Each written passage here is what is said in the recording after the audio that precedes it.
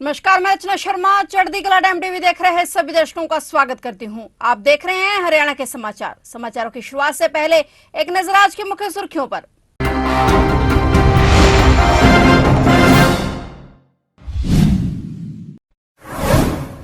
असीम गोयल ने बताया, हादसे की रिपोर्ट जल्द देगी उच्च स्तरीय कमेटी। कड़ी कार्रवाई का परिवहन मंत्री ने दिया भरोसा। स्कूल बस हादसा रोकने के लिए चलाई मुहिम। जेजेपी का एक और झटका, कुलदीप तेवतिया ने पार्टी को कहा अलविदा। कृष्णपाल गुर्जर ने पहनाया बीजेपी का पटका।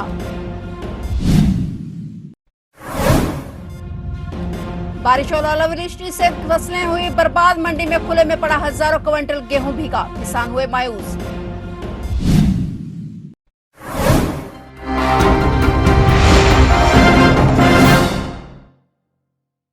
और अब समाचार विस्तार से।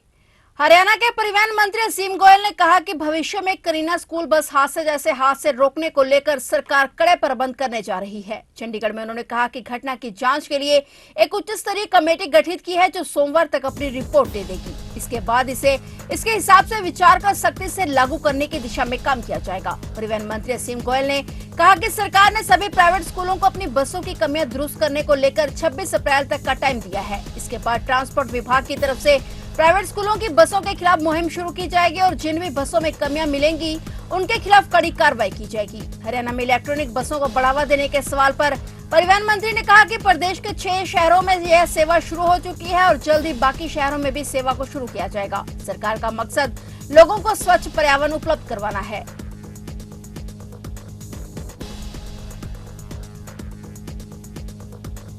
लोकसभा चुनावों को लेकर जहां सभी पार्टियों के उम्मीदवारों के नामों की घोषणा हो रही है, वहीं हरियाणा में जेजेपी को एक के बाद एक झटका लग रहा है। जेजेपी से कई नेता अब तक पार्टी को अलविदा कह चुके हैं। वहीं अब जेजेपी पार्टी के नेता कुलदीप तेवतिया आज अपने साथियों के साथ विधिवत रूप से बीजेपी में शामिल हो गए। तीसरी बार हैट्रिक लगाने वाले मैदान में उतरे लोकसभा उम्मीदवार कृष्णपाल गुर्जर ने उन्हें पार्टी का पटका पहनाकर विधिवत रूप से शामिल कर लिया। गुर्जर ने कहा कि कुलदीप तेवतिया उनके छोटे भाई हैं और वे बीजेपी में पार्षद भी रह चुके हैं, जो फिर से वापस अपने परिवार में लौट आए हैं। उन्होंने कहा कि अब बड़ा और छोटा भाई मिलकर बीजेपी पार्टी को आगे बढ़ाएंगे। हरियाणा कांग्रेस के लोकसभा उम्मीदवारों की सूची तय हो गई है। हाईकमान की ओर से बनाई गई सब कमेटी ने दोनों गुटों के साथ बैठक के बाद यह सूची तैयार की है। सब कमेटी ने अपनी रिपोर्ट कांग्रेस अध्यक्ष मल्लिकार्जुन खड़गे को सौंप दी है। रिपोर्ट में उन सीटों पर एक राय बनाई गई है जिन पर हरियाणा कांग्रेस नेताओं के साथ आम सहमति नहीं बन पा रही थी। हालांकि 2 सीटें अब भी ऐसी हैं जिन पर कमेटी ने 2-2 नाम दिए हैं। इनमें गुरुग्राम और भिवानी महेंद्रगढ़ सीट शामिल है। गुरुग्राम से फिल्म अभिनेता राज बब्बर और लालू यादव के समधी कैप्टन अजय यादव का नाम दिया गया है। वहीं भिवानी महेंद्रगढ़ से श्रुति चौधरी और विधायक रावदान सिंह को लेकर पेच फंसा है। सोनीपत सीट पर भी कमेटी ने 2 नाम दिए हैं। उन दोनों सीटों पर ही हाईकमान को फैसला करना है। शेष 7 सीटों पर प्रत्याशियों के नाम लगभग तय कर लिए गए हैं। तेज आंधी तूफान के साथ बरसात और ओलावृष्टि से अनाज मंडी में खुले में पड़ी गेहूं की बोरियों पर ओले बिछ गए और किसान की फसल भीग गई। खेतों में खड़ी गेहूं की फसल के बालन झड़कर गिर गई। गेहूं के साथ साथ मक्की, टमाटर, शिमला मिर्च और सब्जियों की फसल को भी नुकसान हुआ है। अनेक स्थानों पर लोगों द्वारा खेतों, घरों और स्कूलों में लगे आम, आलू बुखारा और बरबू केशा सहित अन्य फलदार पेड़ों का बोर और नन्हे फल झड़ गए हैं। कल अचानक मौसम खराब हो गया और तेज आंधी और तूफान शुरू हो गया। साथ ही बरसात और ओलावृष्टि भी शुरू हो गई। कुछ ही मिनट में धरती पर ओलों की सफेद चादर बिछ गई। तूफान इतना तेज था कि अनेक स्थानों पर टीन और फाइबर की छतें उड़ गई। वहीं आंधी तूफान और ओलावृष्टि से किसानों के अरमानों पर पानी फिर गया। बेमौसमी बरसात और ओलावृष्टि उन किसानों के लिए आफत बन गई। अनेक स्थानों पर किसानों को नुकसान हुआ है।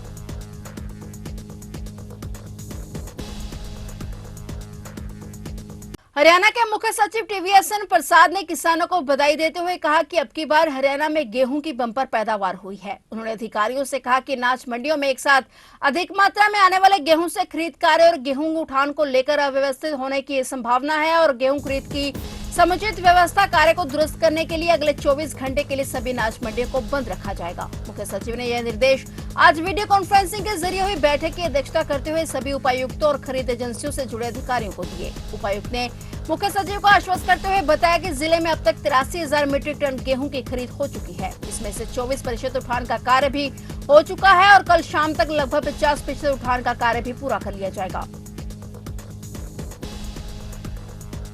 गठबंधन टूटने के बाद एक बार फिर जजपा के प्रधान महासचिव दिग्विजय सिंह चौटाला ने भाजपा सरकार पर तंज कसा है। यमुनानगर में पत्रकारों से बातचीत करते हुए दिग्विजय चौटाला ने कहा कि जनता प्रदेश में बदलाव का मन बना चुकी है। भाजपा उम्मीदवार को हराने में सक्षम उम्मीदवार को लोग वोट देंगे। उन्होंने कहा कि इस बार लोगों को दुष्यंत चौटाला का मौका देना चाहिए। दिग्विजय सिंह ने कहा कि भाजपा के मुकाबले जजपा ने सरकार में रहते हुए जनता से किए गए वायदों को प्राथमिकता के आधार पर पूरा किया है और जो रह गए हैं उन वादों का हमें मलाल है। हमारी राय साफ है। नायब सैनी जी से उम्मीद बहुत थी, मगर नायब सैनी जी मजबूर है, विवश है। उसका रीजन है कि आचार संहिता लगने के बाद उनको मुख्यमंत्री पद की शपथ दिलाई। आचार संहिता जून के मिड में जाकर के हटेगी और उसके बाद केवल मात्र जो है 50-60 दिन का समय ही बच जाएगा। उसके बाद पुनः आचार संहिता लग जाएगी। 60 दिन में कोई नई पॉलिसी बनाई तो जा सकती है, उसको इम्प्लीमेंट नहीं किया जा सकता, उसको जमीनी हकीकत नहीं बनाया जा सकता। तो नायब सिंह जी अगर वोट आज मांग रहे हैं या कल मांगेंगे, मनोहर लाल जी के काम पर ही मांग रहे हैं, पुरानी सरकार के नाम पर मांग रहे हैं, नया कुछ नहीं। आपका गठबंधन रहा, क्या उसमें आप उसमें क्या अच्छा रहा, रहा क्या उसमें रिजल्ट आपकी तरफ से? उसमें देखो, हम कोई ना भारतीय जनता पार्टी के साथ हमारा कोई अलायंस था फ्री, ना कांग्रेस के साथ था। हम तो दोनों के विरोध में लड़ रहे थे। हमने पहला ऑफर ही कांग्रेस को किया था, कांग्रेस डिनाइल मोड पर आ गई, तो हमने भारतीय जनता पार्टी के साथ सरकार बनाई। वो मुद्दों के आधार पर लोगों के काम के लिए सरकार थी। उसमें से हम 70-80% काम को इम्प्लीमेंट करवा चुके हैं। कुछ काम रह गए, उसको लेकर के हमारे मन में मलाल है, मगर लिमिटेड ताकत से सारी मैनिफेस्टो की बातें पूरी नहीं हो सकती। उसके लिए आपको पूरी पावर चाहिए और हरियाणा की जनता ये मन बना चुकी है कि दुष्यंत चौटाला को एक मौके पूरा आजमाना। सोनीपत जिले से एक ऐसा मामला सामने है जिसे सुनकर आपके रोंगटे खड़े हो जाएंगे। यहाँ एक कलयुगी मां ने अपने ही प्रेमी के साथ मिलकर अपनी 5 साल की बेटी को बेरहमी से पीट कर मौत के घाट उतार दिया। पुलिस ने मासूम के शव का पोस्टमार्टम करवाकर परिजनों को सौंप दिया है और हत्या का मामला दर्ज कर मामले की गहनता से जांच शुरू कर दी है। जानकारी के अनुसार सोनीपत की इंडियन कॉलोनी निवासी फिरोज का रवीना नाम की महिला से शादी हुई थी, जिनकी 5 साल की बेटी तन्वी थी। करीब 1.5 साल पहले रवीना और फिरोज का तलाक हो गया था और रवीना अब उसे अपने प्रेमी के साथ ही रह रही थी, जो 8 महीने पहले अपनी बेटी को भी अपने साथ ले गई थी। लेकिन फिरोज को यह बिल्कुल नहीं पता था कि उसकी बेटी के साथ ऐसा होगा। फिरोज ने बताया कि उसके पास फोन आया था कि उसकी बेटी की हत्या कर दी गई है। इसके बाद वह जब मौके पर पहुंचा तो उसकी बेटी की बेरहमी से पिटाई की गई थी। मासूम के पिता का आरोप है कि उसकी पत्नी रवीना और उसके प्रेमी पंकज ने मिलकर उसकी बेटी की बेरहमी से पीट कर हत्या की है। वहीं परिवार ने दोनों के खिलाफ सख्त कार्रवाई और फांसी की सजा की मांग की है। चरखी दादरी जिले के गांव इमलोटा के समीप शादी समारोह से लौट रहे युवकों की कार खड़े ट्रक से टकरा गई और इस हादसे में कार सवार 3 दोस्तों की मौके पर ही मौत हो गई, जबकि एक गंभीर रूप से घायल हो गया, जिसको प्राथमिक उपचार के बाद रोहतक पीजी रेफर कर दिया गया। पुलिस मामले की कार्रवाई में जुटी हुई है। मृतकों की पहचान गांव इमलोटा निवासी साहिल 20 वर्षीय, दीपक 27 वर्षीय और खेमचंद 28 वर्षीय के रूप में हुई है। नशा तस्करों पर लगाम लगाने और उनकी कमर तोड़ने के लिए अंबाला पुलिस हर संभव प्रयास कर रही है, ताकि नशे और नशा तस्करों को जड़ से खत्म किया जा सके। ऐसी कार्रवाई आज अंबाला शहर में अंबाला पुलिस की देखने को मिली, जहां पर पुलिस ने नशा तस्करों के कई ठिकाने पीले पंजे से धराशायी कर दिए और भविष्य में भी इस तरह की कार्रवाई जारी रखने के संदेश दिए।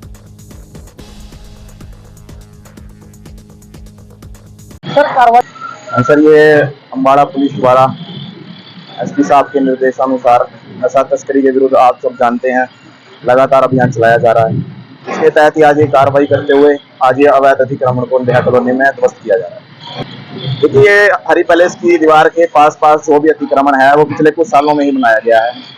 इसकी किसी के पास भी किसी प्रकार की कोई मलकीती नहीं है। इस निर्माण का उपयोग नशा तस्करों द्वारा नशा की तस्करी करने के लिए किया जा रहा था, जिसको आज हमने ध्वस्त करने का कार्य किया।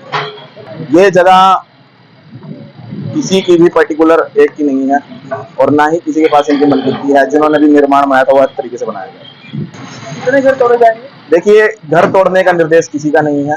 जो भी ये अड्डे थे इसमें कोई नहीं रहता, ये सब खंडर जगहें हैं।